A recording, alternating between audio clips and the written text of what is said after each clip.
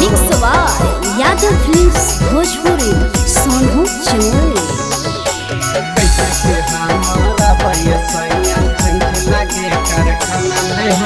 हमारा छोड़ी के गल कमाए शहर काला कताबा हो।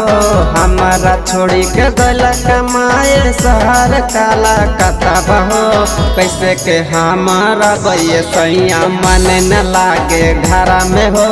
कैसे के हमारा सैया जंग लागे कारखाना में हो। हमारा छोड़ी के गल कमाए शहर काला कताबा हो। हमारा छोड़ी के गल कमाए शहर काला कताबा हो। कैसे के हमारा सैया मन न लागे घर में हो। कैसे के हमारा सैया जंग लागे कारखाना में हो। लागे कारखाना में हो। जंग लागे कारखाना में हो। कैसे के हमारा सैया जंग लागे कारखाना में हो।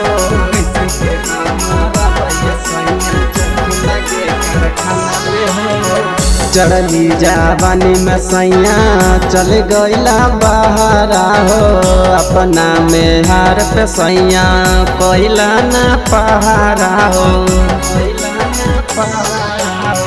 चढ़ली जावानी में सैया चल गईला बहारा हो। अपना में हार पे नहीं कोयला तो पहारा हो। रतिया में चुबे सोया से जिया बदना में हो।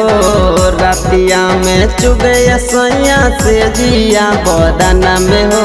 कैसे के हमारा सैया मन न लागे घर में हो।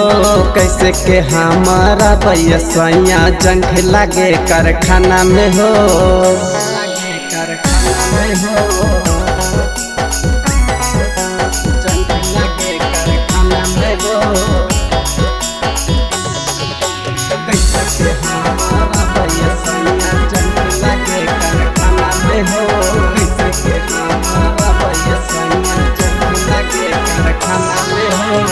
नंदन देवर नहीं बुझेला बात हो। मनीष प्रेमी सैया छोड़ गईला साथ हो। हो नंदन देवर नहीं बुझेला बात हो। मनीष प्रेमी सैया छोड़ गईला साथ हो। कैसे बतैया सैया दिलबा के हलबा हो। कैसे बतैया सैया दिलबा के हलबा हो। कैसे के हमारा सैया मन न लागे घर में हो।